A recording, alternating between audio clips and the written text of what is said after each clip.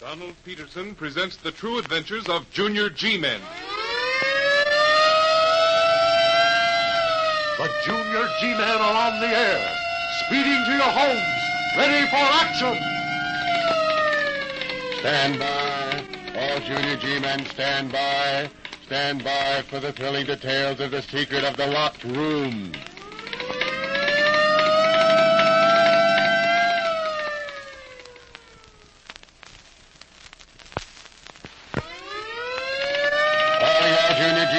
Calling all Junior G-Men. Stand by for report of Junior G-Man Bob Stewart concerning... The secret of the locked room. Report number 972 in 3 parts is given by Operator Bob Stewart of Wendover, Part 2.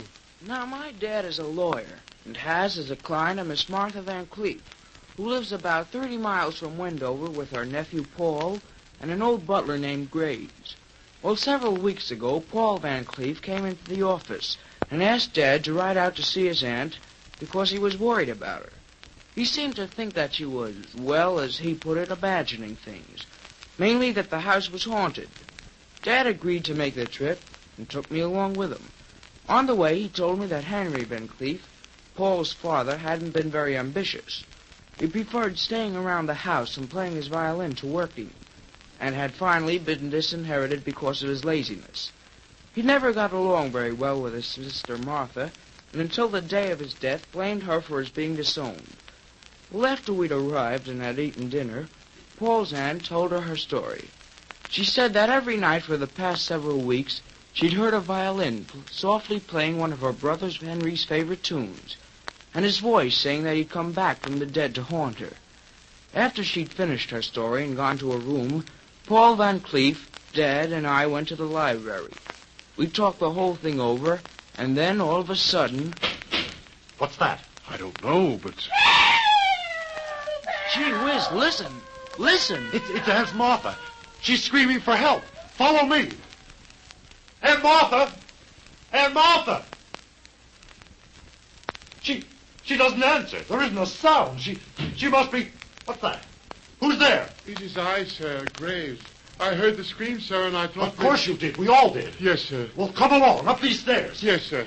And hurry. Yeah, very good, sir. You coming, Stewart? I'm right behind you. Gee whiz, Dad, what do you suppose happened? Well, I don't know, son, but we'll soon find out. Now, hold it. Hold it, wait a second. Aunt Martha! Aunt Martha! Well, we'd better not waste any time, Van Cleef. We'd better go right into her room. Yes, of course. Come along, follow me. Shall I come too, sir? Yes, of course, Grace. Come along. Yes, sir, very good, sir. Now, just a moment. Aunt Martha! Aunt Martha! Are you all right? Are you... Try the door, Graves. Hurry. Yes, sir, at once, sir. It seems to be unlocked, sir. Good. Come on in, all of you. We'll see if... Good heavens. What's the matter? What? There, on the floor, lying beside the... But hurry. Give me a hand, someone. Help me lift her up on the bed. You better not touch her, sir. Not to touch her. No, sir. And why not? But she might be dead, sir. Dead? Yes, sir, and the police would want to see that the body had not been disturbed, sir. The body? Well, wait a moment. Wait a moment. Gee whiz, do you suppose she Quiet, does... son, quiet. She's breathing. She's alive. She's not dead. Do you hear, Graves? She's not dead. My mistake, sir. Sorry, sir. Get the smelling salts. Get some water, some ice water, and everything else Yes, you need. sir, at once, sir. At once, sir. Well, soon after Graves returned with the smelling salts and things, Miss Van Cleef came too. Then, as soon as she began to feel a little stronger... He's right, Paul. He's right. Who's right, Aunt Martha? Who's right? Your father, Paul. Everything he said is true. He spoke to you again? You heard his Yes, voice? Paul, and I'll hear it again and again. But he's dead, Aunt Martha. You can't Oh, possibly... don't you see? You don't believe me, Paul. You don't believe me. I want to believe you, Aunt Martha, But you I... can't. And you never will. Because you'll never hear his voice. He'll never speak to anyone but me. How do you know, Miss Van Cleef? How can you be sure? He told me so tonight. Just before his picture fell from the wall. His picture? That large one in the heavy frame? Yes, that large one. It overturned the chair. That must have been the crash we heard. Yes, that's right. Is that why you screamed, Miss Van Cleef? Yes. Yes, that's why I screamed. I was so frightened, so afraid. But I mustn't admit that, must I? I mustn't show my fear. If I do, you'll think I'm crazy. You'll think I'm crazy. Not at all, Miss Van Cleef, but, well... Oh, I can see it in your eyes. You think I'm losing my mind. And who knows? Maybe you're right. It's all so real, though. I can hear him so clearly. Just as if he were here in this very room. And that tune he plays on the violin. It's always the same, always the same. Tonight again, I just turned off the lights and was sitting in that chair, there by the window. The moon seemed so bright. And then suddenly, as it passed beneath the clouds, music again. Same old tune, same old tune. Oh, Henry, Henry, why are you doing this to me? Why and how long is it to go on? How long? Am I never again to know a moment's peace, a night of... Stop. Oh, the laugh again. His laugh. We meet again, dear sister. We meet again. Yes. Yes, Henry, we meet again. Oh, Henry, wherever you are, I beg you. You've lost your mind, dear sister. Amusing, isn't it? Very amusing. Oh, Henry, if only you'd listen. You're beginning to doubt yourself, are you not, dear sister? You're beginning to doubt yourself. Yes, yes, I am. I'm beginning to... You think it's strange, do you not? That no one else has ever heard my voice. That to you alone that privilege has been given. Yes, yes, I think it's... Well, rest assured, dear sister, no one else shall ever hear me. Only you. Only you. Oh, please, please, Henry, if only you come... Farewell, dear sister, until we meet again. Until we meet again. Wait. The music again. The same old tune again and again. The same old tune. And you still haven't seen him? He's never appeared to you? Never. Gee whiz. It sure is funny, all right. Yes, very. Look here, Van Cleef. Yes, Mr. Stewart. In view of what's happened, I'd like to spend the night here. That is, of course, if you can put us up. Why, that'll be a pleasure, Mr. Stewart. And you have no idea what a relief it'll be to have someone else in the house. Graves. Yes, sir. You'll prepare the guest room in the west wing. Very good, sir. Immediately, sir. And now, if you don't mind, I'd like to call my wife. Why, of course. I'll tell her that Bob and I are going to spend the night here, and that she doesn't need to expect us home until sometime tomorrow afternoon.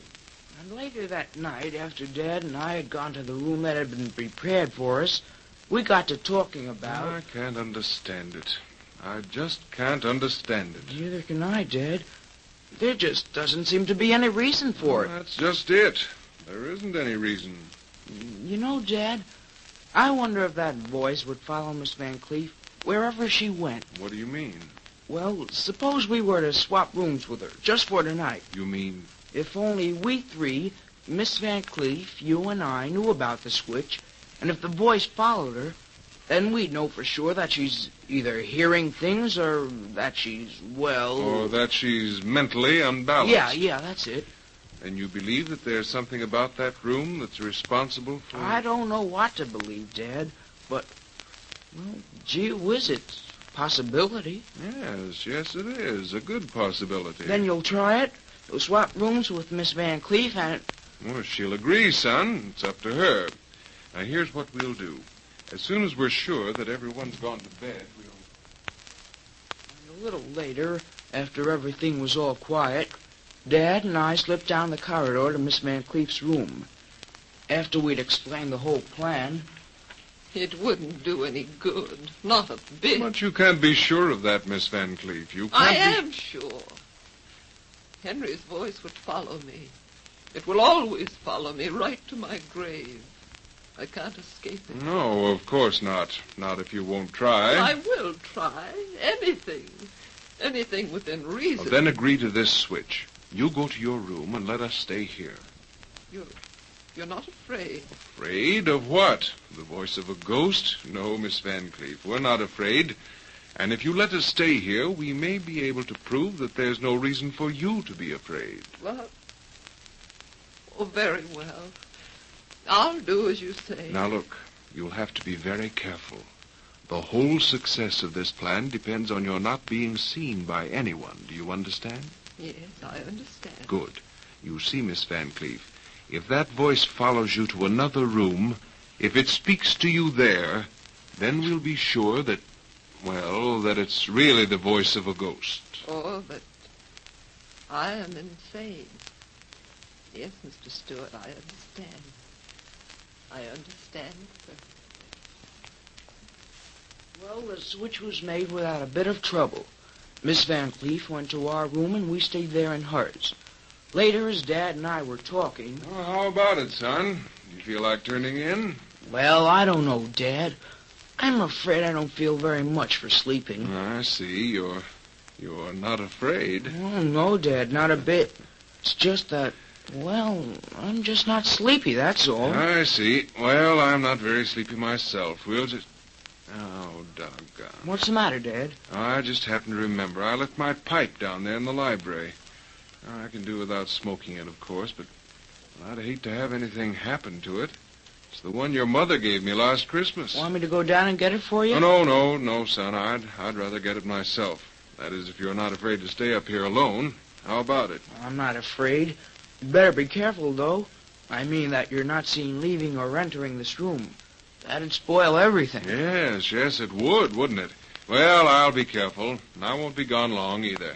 I'll be back just as soon as I can possibly open. And Dad hadn't been out of the room more than 3 minutes when all of a sudden... Gee whiz, the music. Where's it coming from? Who's playing it? It's creepy, too. Kind of gives you the chills. Just the way Miss Van Cleef described it. Gosh, I wish Dad were here. It stopped. Gee whiz, that laugh. I'm scared. We meet again, dear sister. We meet again. Holy cats, that voice. It's talking to Miss Van Cleef, and she's not here. She's not here.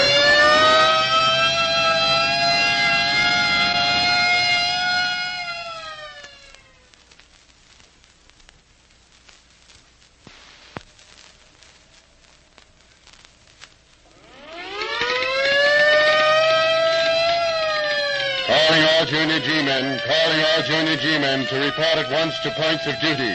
Calling Junior G-man Bob Stewart to report to Director Donald Peterson at the next meeting on this station to continue report concerning... The secret of the locked room.